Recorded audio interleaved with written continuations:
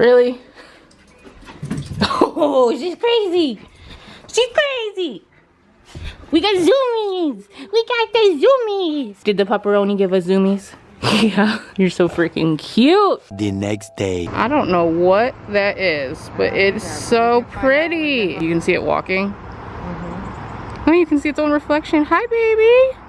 I don't know what you are, but you're so pretty. Look at that long neck. I'm sorry, I know there's been no reading in this reading vlog yet, but can I just... You're telling me this bitch's name is Tickle? Tickle? There's gotta be a typo.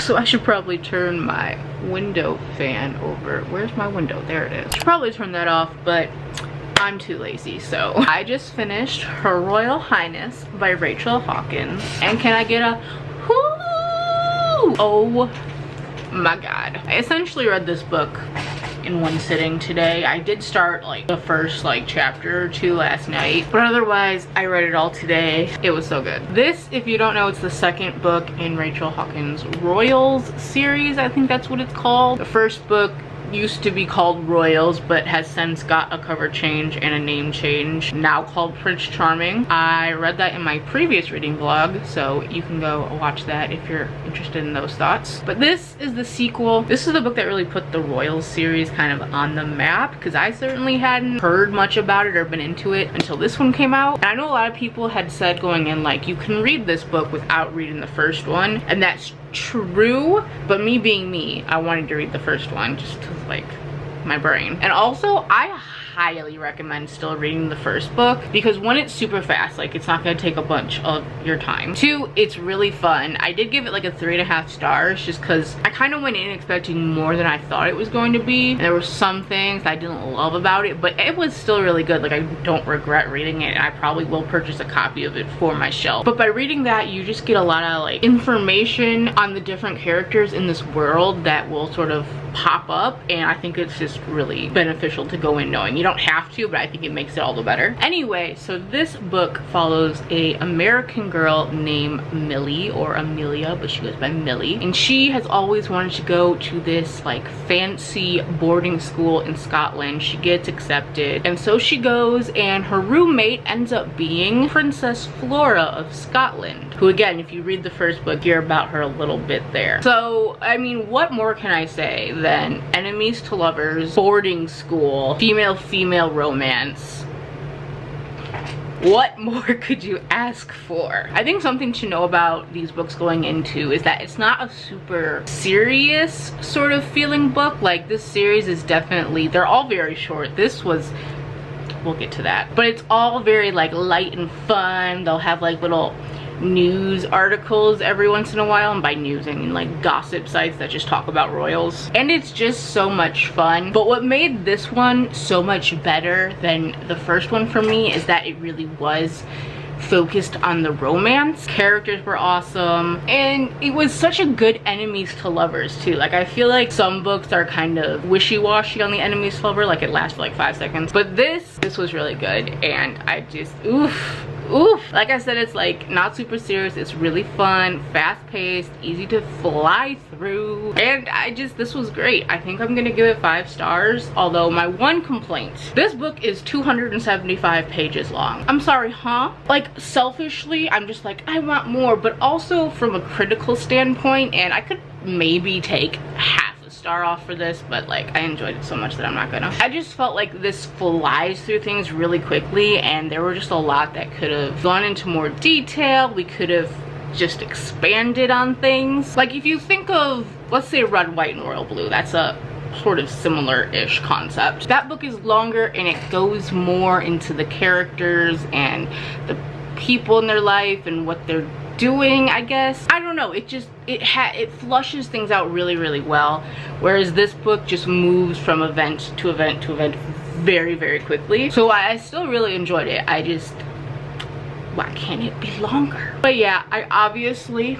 recommend this one. I don't know if Rachel Hawkins is planning any more books in this series, but I'm praying that she is. I want a book, I said this before, I want a book about Sebastian, who is Flora's twin brother, so Prince. And then I would love a prequel novel, maybe leading up to an event that has yet to happen in this series, which is the royal wedding. A prequel novel of Eleanor and Alex, who again, you learn more about if you read the first book, and I highly recommend you do. And if there's not going to be more books in this series, I'm going to push forward anyway because I need more. So if you haven't read it, go freaking read it because I need more books in this series. Okay. Wow. Talk about not safe for work. Am I right, ladies? Don't mind my nasal spray. I want it to be a surprise. Told her to open it because I didn't know if they had any ice. Okay, you can open it, but you don't have Put it back in there. Put a picture? Yes. I want a Halo top giveaway. Thanks to my Twitter followers. Sorry, I know you should have opened it, but... Can't even do an unboxing for my followers. Yes! Yes! We got pumpkin. Oh, We got this was also in there. Miss Lemon. We got Miss Chocolate Chip Cookie Dough. It is in fact dry ice. Yes! Yes! Thanks, followers. It's all because of you. When you get a package with dry ice, so you have to do science experiments. If only it was Halloween. Hot water is even better. Check this out for an experiment. Holy crap! When the dry ice is more entertaining than the ice cream.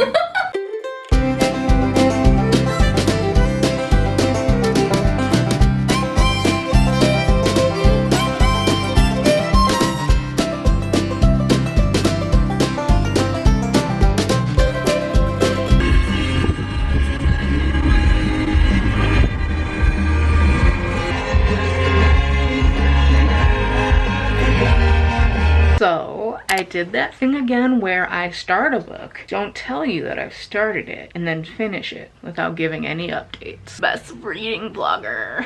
Where's my award? So I started and finished since the last time I sat here and talked, which I don't even know when it was. This vlog is going to be a whole hot mess. But I had been waiting for this so long to come in on audiobook from my library, and it is the final book in the Shades of Magic trilogy, A Conjuring of Light by V.E. Schwab. I'm sure you know what it's about, or you know what the series is about. It's about this dude named Kel. Did this bitch just say hell instead of Kel? He's like the main character, kind of. And essentially he can travel to different Londons because he's an Antari magic, and most people do not have that. I think it's very rare. Honestly, I don't even remember what happens in the first book, so I'm just failing all around today, but he's a magic dude and he works for, why is it blurry? Stop it. Okay, I'm gonna try not to move so it doesn't go out of focus. But he works closely with the royal family of Red London. I think that's the one that's like has the magic, and then White London is like devoid of magic and like things are like bad there. It's like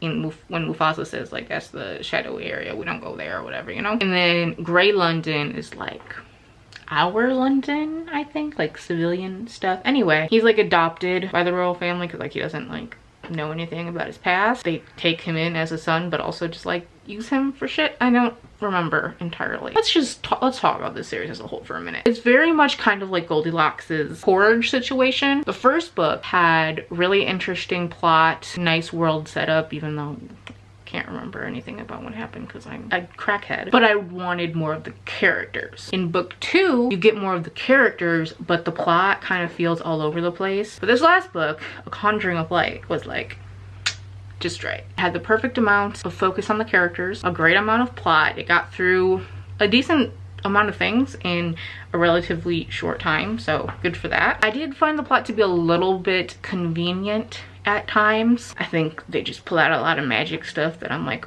where did that come from? But I did really enjoy it. I gave it 4.5 stars because like it wasn't quite perfect. My other problem with it is that I feel like it throws in some different POVs that we haven't had in other books, which like fine, but I felt like a lot of the random ones were just used to make things more emotional, in the end, and I feel like if that was what you were going for, we should have had these like consistently throughout the books. Maybe we do, I'm pretty sure we don't, but it just felt like some things were thrown in there because it's like, oh, we haven't like seen things from this person's perspective, and I thought it was gonna mean more than it did, and it didn't. So I was kind of like, was this needed? Not really. Otherwise, I really enjoyed this. I just really love these characters. They're all so complex, and they really read like, you can tell who is who. Each character is just really written very strongly. I love Kel. I love Lila. Lila is someone that she's very bold and does some dumb things sometimes, but she always owns herself and she's always so confident, and I wish I could be more like her. Rye is my baby. I want to hug him and feed him soup. Alucard, I like him, although it's been hard for me.